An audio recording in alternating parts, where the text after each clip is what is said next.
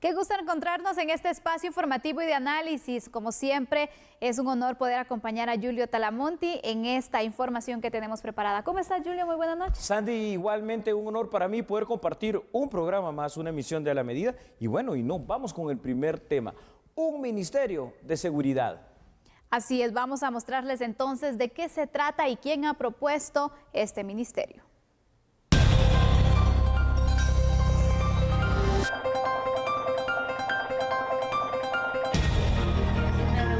Comisión de Gobernación del organismo legislativo en donde se abordaron temas relacionados a la seguridad ciudadana. El titular del Ministerio de Gobernación, Oliverio García, explicó sobre una propuesta con el fin de reestructurar la cartera y crear un nuevo ministerio. Estoy trabajando una propuesta para ver la posibilidad, que es uno de los temas que hablaremos con la Comisión de Gobernación, de reformar la estructura del Ministerio de Gobernación, creando el Ministerio de Seguridad y separando todas estas unidades administrativas que no tienen nada que ver con la seguridad ciudadana.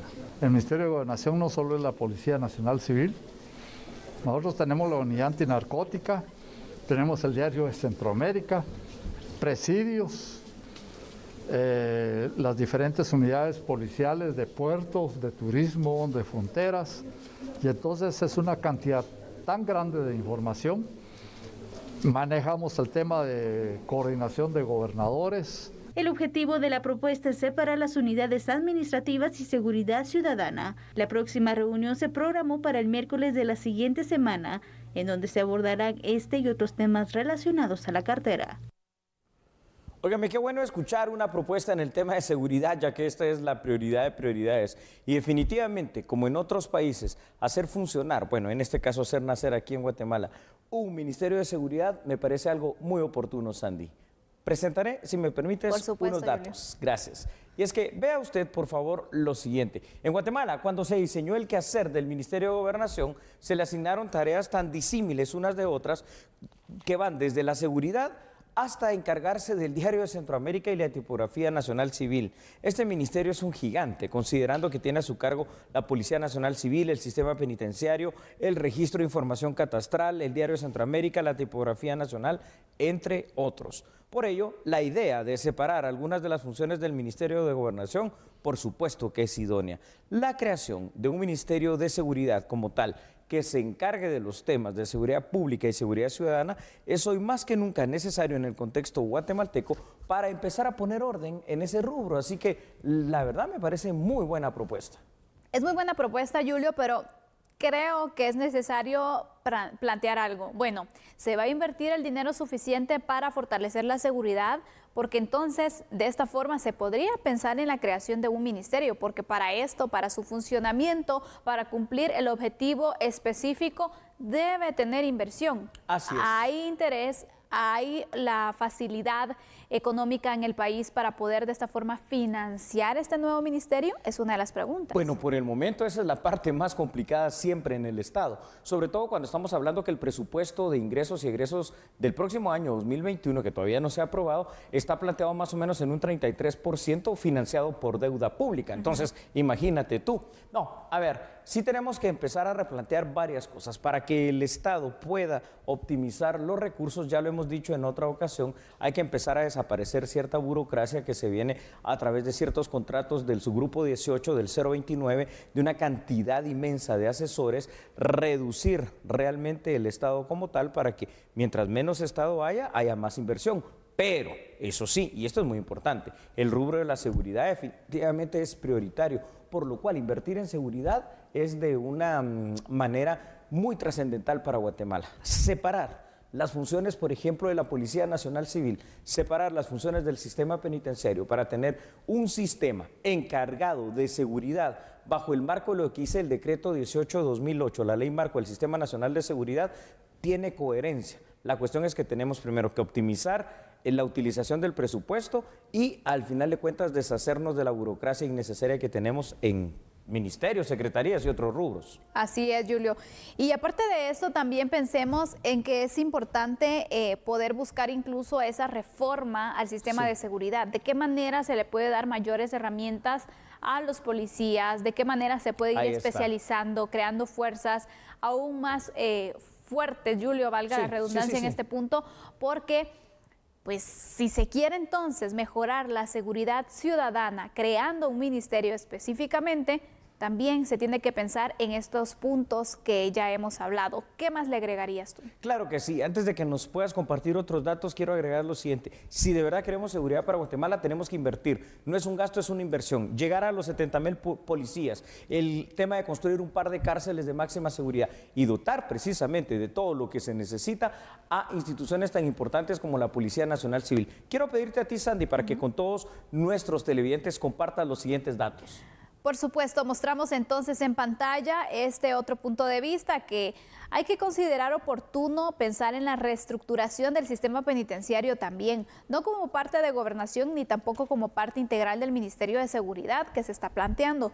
Debería crearse el Instituto Penitenciario como una institución autónoma que pueda recuperar el control de las cárceles en Guatemala, que se pueda enfocar a ese punto específico. La propuesta de creación de un Ministerio de Seguridad es una forma que han aplicado otras naciones para controlar los temas relacionados al combate al crimen organizado.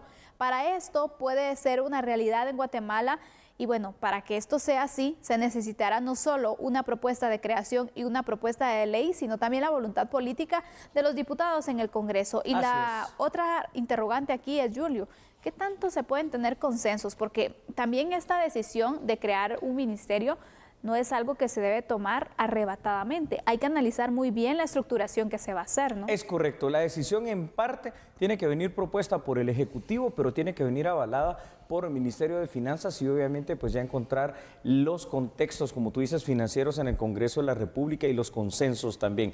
A ver, ahí está la propuesta. Parece descabellada, mas no lo es. Es necesario separar varias de las funciones y siendo que Guatemala, una de las grandes prioridades es la seguridad, enfocarnos en un ministerio que sea específico de seguridad, Policía Nacional Civil y Sistema Penitenciario, al contrario de parecer descabellado, parece hoy más que nunca urgente. Así es. Vamos a hacer una pausa en este momento, pero al regresar hablaremos acerca de la cesantía del magistrado Neftali Aldana. Por cierto, la Corte Suprema de Justicia ya recibió la notificación. Correcto. ¿Qué van a hacer? Es lo que no sabemos. Así que usted no cambie porque nosotros somos a la medida.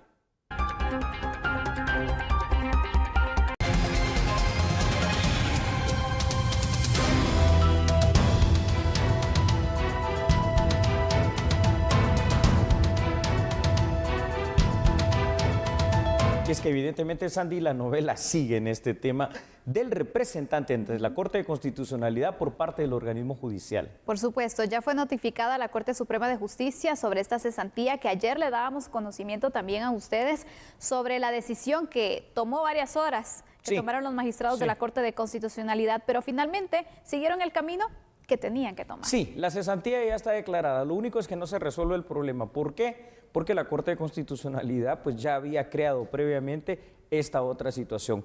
Ya la Corte Suprema de Justicia había designado a su representante suplente, que podría en esa calidad de suplente precisamente suplir esta plaza por el momento de Neftali Aldana, Conrado Arnulfo Reyes, pero no le dejan tomar posesión. Así que ahora con esta notificación será la Corte Suprema de Justicia la que tendrá que ver qué es lo que hace, porque evidentemente la ley, por mucho que ellos quieran, la Corte de Constitucionalidad no la va a cumplir, ¿no? ¿Cuál es el paso a seguir entonces? ¿Cuál es la ruta que se debe tomar? Al menos lo que dice la ley, Julio. Bueno, aquí debemos de considerar dos cosas. La Corte Suprema de Justicia tendrá que hacer otra vez un proceso de convocatoria, pero esto tendría que ser algo muy express para hacer una depuración y rápido nombrar a su representante, en este caso suplente. ¿Sabes por qué? Porque ya en el mes de abril se va a la Corte de Constitucionalidad actual. Entonces, si no significa que de aquí hasta el mes de abril, simple y sencillamente no habría una Corte de Constitucionalidad integrada. Así es. Bueno, vamos a mostrar datos, Julio, porque es necesario también darle seguimiento y marcar algunos puntos específicos en cuanto a esta situación que ahora hay que resolver. Claro que sí, Sandy. Y entonces la decisión de la Corte de Constitucionalidad de declarar finalmente, ¿no?, ante la necedad de algunos, la cesantía del magistrado Neftali Aldana crea la necesidad de tener un nombramiento nuevo. No puede integrarse de forma legal la Corte de Constitucionalidad debido a que no están representados los 5 cuerpos electorales que son el Ejecutivo, Legislativo, Judicial, USAC y el Colegio de Abogados. Faltan los representantes, ahora los 2 específicamente, de lo que es la Corte Suprema de Justicia. El problema es que el magistrado Aldana, quien era el representante titular del OJ y quienes ellos habían designado como suplentes, es decir, Conrado Reyes, por alguna razón también, que habrá que entender, aunque aquí ya no hay que entender nada, la Corte de Constitucionalidad tiene sus intereses, por lo menos algunos magistrados, y no era interés de ellos simple y sencillamente que Conrado Reyes pues asumiera esta situación. ¿Se saltan la ley? Sí. ¿Se saltan a un órgano que es soberano? Sí. ¿Pasan por encima de la Constitución? Sí, pero entonces lo más inteligente que puede hacer ante esa negativa, ante esa necedad y ante esa inconstitucionalidad, porque ¿quién va a ir a plantear un recurso si ellos son la Corte de Constitucionalidad? Es nombrar rápidamente a quien sustituya a Neftalí Aldana, nombrar rápidamente a quien sustituya a Conrado Arnulfo Reyes por parte de la Corte Suprema de Justicia. Y mira, Julio, ya que trataste este punto también, quiero mostrar otros datos. Por favor, porque Sandy. aquí la pregunta es, bueno, ¿será que se va a resolver esto pronto? Recordemos algo, en abril del próximo año se cambia también la Corte y la pregunta es, ¿se logrará entonces que esta problemática se resuelva en cuanto a la estructuración de la CC y que pueda darse antes de abril, que sea reemplazada completamente la Corte de Constitucionalidad? Difícil. Aún así, la Corte Suprema de Justicia debe hacer el intento a favor de la institucionalidad de la CC de volver a convocar un proceso de elección de sus representantes. El gran problema es que no estando representado el organismo judicial, la Corte de Constitucionalidad puede integrarse de hecho, más no de derecho. Es correcto. ¿Cómo nos explicas eso, Julio? Lo que pasa es de que obviamente habiendo todavía 7 magistrados entre los 3 titulares que quedan y los 4 suplentes que aún hay fungiendo en la Corte de Constitucionalidad, de hecho pueden integrarse en una Corte de 5. Es más, en la Corte ampliada, para conocer algunos casos extremos que demanda que sean 7 magistrados, pueden integrarlo, pues son exactamente 7. El problema es que de derecho no lo pueden hacer porque siempre tiene que haber un representante, ya sea titular o suplente, de cada uno de los 5 órganos electores. Y la Corte Suprema de Justicia no está representada, por lo cual cualquier decisión que se tome a partir de este momento es ilegal, inconstitucional, espuria, nula, ipso iure. Así es, ese es el panorama entonces que espera. Estos son los pasos que deben seguir y que se deben obviamente resolver. Un panorama bastante complicado, diríamos, pero bueno, estaremos atentos a lo que pueda suceder para trasladárselos a ustedes. Haremos una pausa ahora, pero al regresar hablaremos de lo que está pasando en el Ministerio de Energía y Minas, Julio, porque van a plantear denuncias. Sí, unas denuncias contra petroleras por no cumplir contra las regalías. Ya solo las regalías que nos dan son pocas, y si encima de todo no las pagan, pues que lleguen las denuncias. ¿Te parece? Vamos a la pausa, regresamos enseguida. No cambie, porque nosotros somos a la medida.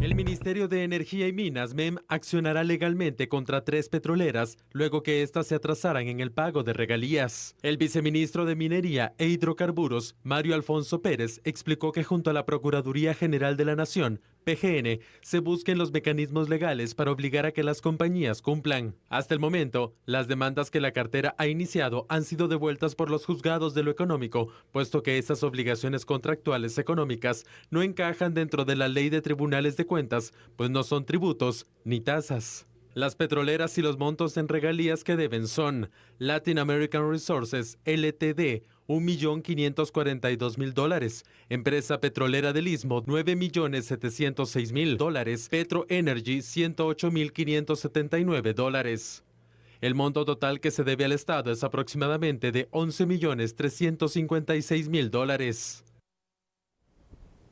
Hombre, qué excelente la forma de contratación del Estado guatemalteco para las regalías. Entonces sí, hagamos algo y veamos estos datos, porque esto realmente es un insulto para nosotros los guatemaltecos. Es importante recordar que el monto total que se debe al Estado es de aproximadamente $11.356.000 de nuestros recursos. Ahora, Sandy, al hablar sobre el sector petrolero guatemalteco, la producción, hay que hablarlo claro, ha caído de forma constante desde inicios de este siglo XXI. Sin embargo, nuestra economía aunque no es dependiente del petróleo como sí lo es la economía venezolana o mexicana, por ejemplo, igual necesita estos recursos. En el país, el petróleo nunca ha representado más allá del 1% del Producto Interno Bruto a nivel nacional. Sin embargo, esto no significa que dejemos que nos estén timando, robando y llevándose nuestros recursos. Así es, Julio, y por eso también queremos mostrar un poco la panorámica acerca del campo petrolero, porque este campo petrolero Shang representa la mayor producción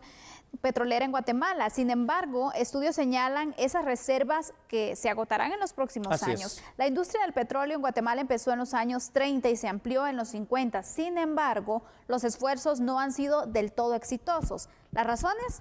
Bueno, el crudo guatemalteco es de una calidad pobre y los yacimientos tienen poca productividad. Un claro ejemplo del declive del interés en el petróleo guatemalteco se encuentra en el 2012. Ese año se realizó la última ronda de licitación y solo se firmaron 2 contratos. Desde esa fecha no se han realizado más licitaciones. ¿Tiene oportunidad Guatemala de recuperarse, Julio? Difícil, Sandy, al menos con el tema del petróleo. Ahora, si bien es cierto, los yacimientos petroleros están produciendo muy poco, se van a acabar dentro de poco tiempo, y además nuestro crudo es de baja calidad, no significa también que vamos a regalar literalmente, como lo hemos venido haciendo, lo que a nosotros nos pertenece. Estas regalías de 11 millones que se deben representan apenas más o menos el 3% de lo que se produce en el petróleo. A ver, te digo algo, de cada $100 nos quedan 3 y se llevan 97. Tampoco es que esto no es justo, es decir, habrá que ver quiénes negociaron esos contratos porque definitivamente para eso no sirvieron. Y encima de todo, ni siquiera los estamos recuperando, entre comillas, las regalías. Hay que hacer demanda civil, hay que hacer demanda penal o simple y sencillamente con la PGN, que mira por los intereses del Estado, venir y anular, cancelar literalmente esos contratos que no sirven para nada. Así es, esto es lo que está pasando entonces, es una de las situaciones que ha planteado el Ministerio de Energía y Minas, poder demandar por el incumplimiento entonces en el pago de estas regalías, porque resaltamos eso que ha indicado Julio Talamonti. Si bien se produce poco, si bien no es de muy buena calidad, pero hay alguien que lo está aprovechando y por lo tanto también tiene que pagar según manda entonces nuestras políticas internas, ¿no? Tienes toda la razón. En lo que veo cómo hago para recuperar mis notas, ¿te parece si vamos a una pausa comercial? Vamos a la pausa, regresamos con más noticias, por favor, acompáñenos. No cambie, ya sabe que nosotros somos A la Medida.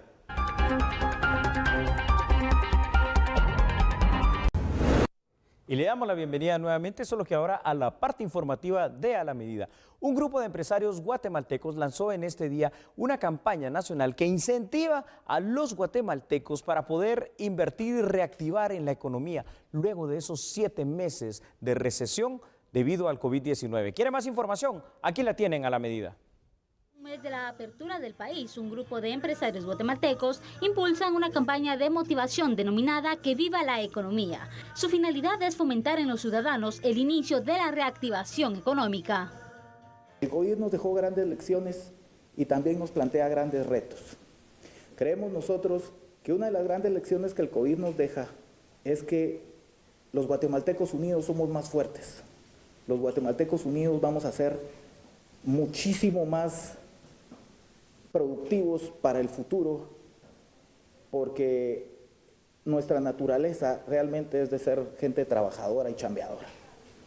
Sabemos que el COVID nos deja la lección de cuidarnos, pero también nos plantea el reto de hacer producir este país y hacer que viva la economía, consumir las marcas nacionales.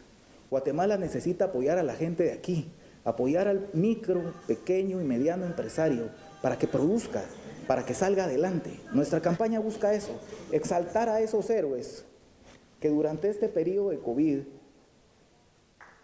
se dedicaron a trabajar desde su casa o incluso se atrevieron a salir de ella, pensando siempre en no despedir gente, pensando siempre en creer en el sueño que lo mejor viene. La campaña será el primer paso de la Asociación de Empresarios de Guatemala, que busca en un futuro consolidar que nuevas empresas dentro del mercado nacional en conjunto puedan afrontar posibles crisis financieras que puedan afectar de esta forma al país.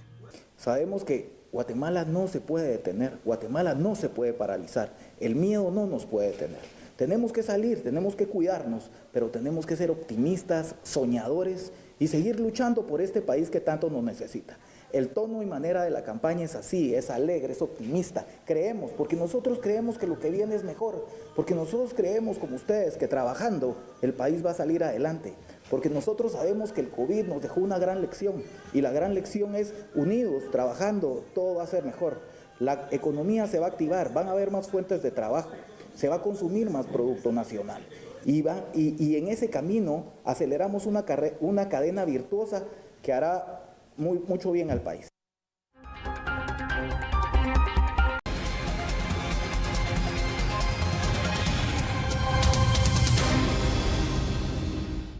Temas relevantes los que hemos analizado en esta noche. Le queremos agradecer a usted por su fiel sintonía. Que descanse, lo esperamos mañana. Claro que sí, Sandy. Mañana yo propongo algo. Hoy fue el último debate presidencial en Estados Unidos. El próximo 3 de noviembre, Donald Trump y Joe Biden se verán las caras, pero en las urnas a través de la elección. Sería bueno que pudiéramos analizar eso, porque es un tema de coyuntura que también afecta, para bien o para mal, a Guatemala. Así que no se pierda el análisis. Lo esperamos entonces en punto de las 9 de la noche.